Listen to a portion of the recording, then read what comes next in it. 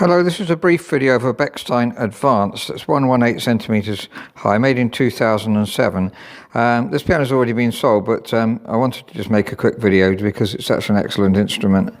Now, it's a very beautiful piano, but I'm concentrating on the technical side in this video. The pedals are sloping downwards, the first thing. We've talked about pedals many times. Bechstein pedals tend to be lower than others as well, which is very useful. Our piano is made in Germany. As with West German pianos, they're so well made really, and this is we've sold several Bechsteins, but it's difficult to get hold of Bechstein uprights of this sort of age. It's got a Bechstein Renner action in. I notice on here it's a little sticker here that says Bechstein gold line parts, which I'm not sure what that means actually. I don't know if there's anyone in the trade that can help me there, but it's a Renner action, as you'd expect. The two firms have been working together, as Renner do with Steinway, for a very long time, and it has individual agraphs, which is always a good sign of a top quality piano. That means when the strings are in place, they don't move. If you restring the piano, it's very useful because the strings are in the same place, and so the hammer's going to hit, don't have to space them at all, they're already spaced for you. It's got one of the best Celeste systems. This removes so simply and wonderful for technicians. Just take it out at both ends and get rid of it. Just thought we'd take a look down the bottom of the piano as well. This is a wooden pedal rods, much better than the aluminium ones you get in a lot of modern pianos.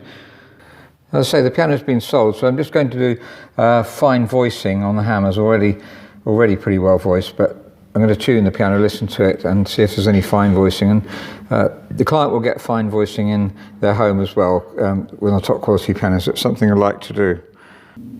One sign of top quality pianos is always that the break point here is so even, you can hardly tell the difference between the two. And here as well, very well matched too. It's a good idea to have these extra copper strings on this side, and you can get better matching that way. And just a beautiful singing tone throughout.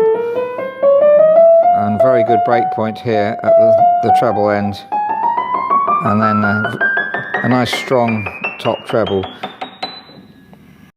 So I fine-tuned the piano. It was pitch raised from 437 by one of our tuners very well, one of our younger tuners. Usually you find that some unisons drift out after that because all the tuning pins are turned when it's pitch raised. The stable tuning is after that, but in fact it was extremely stable, so really pleased about that. Just sense it's an amazingly good piano. I hadn't been tuned it before. In fact, we just got it in and left it because it had just drifted slightly flat and never been used, as we see from the end of the hammers here. So I want to show you in other videos, I don't want to make the video too long, so each time I'm making little comments on voicing, which is one of the things you do at the end of the work. So voicing down here initially to soften, to give the hammers a bit of bounce, and then gradually round here to the shoulders, and then the fine, not very deep, right next to the striking point. And if you want to just voice slightly, so I've just, for soft playing basically, just to try and get them really even. They sound really even now. You could effectively, putting them under a microscope, work all day on just trying to fine voice them, but they sound to me pretty good. And in the client's house, we'll find out what the general tone of the piano is, where the whole lot is just voicing down. So fine voicing for soft playing at the end here, just here, not too deep, just before the strike point. Sorry, I'm just trying to focus it a bit better. It's got it worse. There we are. And then if you want to, just gently brush the end, or very, very gently, not at all deep. That's for soft playing, and then it will play, soft playing will be soft. On grands, there's an unicorder voicing that I've got other videos of, but there isn't a unicorder obviously on an upright. So if you're going to touch the end at all, very gingerly, you can of course reface to get if you haven't gone very deep, sorry, then you can obviously reface and bring it back to where it was.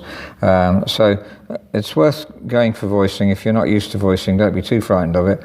If you don't go too deep, then you won't cause any major problems. It's when you go deep and under the surface deep of where on the striking point deep. So if I went deep down here, that would ruin the hammer literally if you went right across the surface, because you're breaking up the fibres. That's what voicing's all about. And at the end you might be just brushing it gently for fine voicing. So there's a few thoughts. If you're a technician and have got anything to say about that, any comments, that would be very useful to hear. Thank you.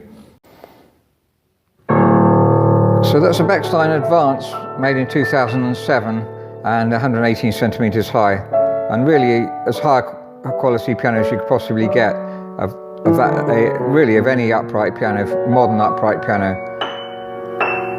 Just wherever you play it, it sings beautifully. The touch is very, very superb, as you expect from a Bechstein Renner action.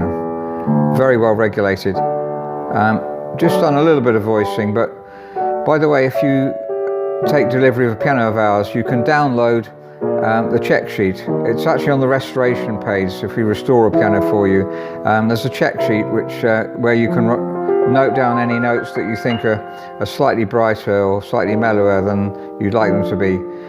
So that's on the restoration page. Just download it and then note on it, sorry about the pun, any notes that you think you'd like to see changed or need attention or you're not sure about. And then with a piano like this, I try and follow up with a free visit to sort of check it and fine regulate, and if there's any need, but it won't be on this one. So I just gently fine voice some of these notes in the mid treble here. And really, as Bechstein was it hasn't been really played since Bechstein did it, so there really is not a lot for me to do.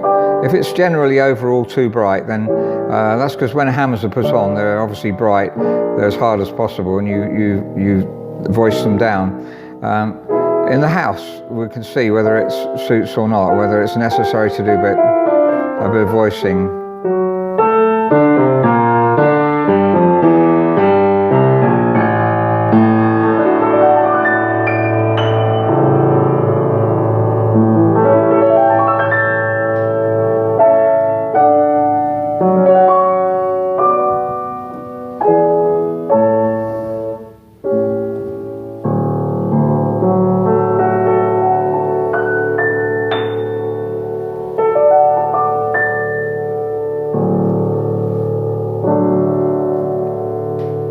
Thank you very much for listening.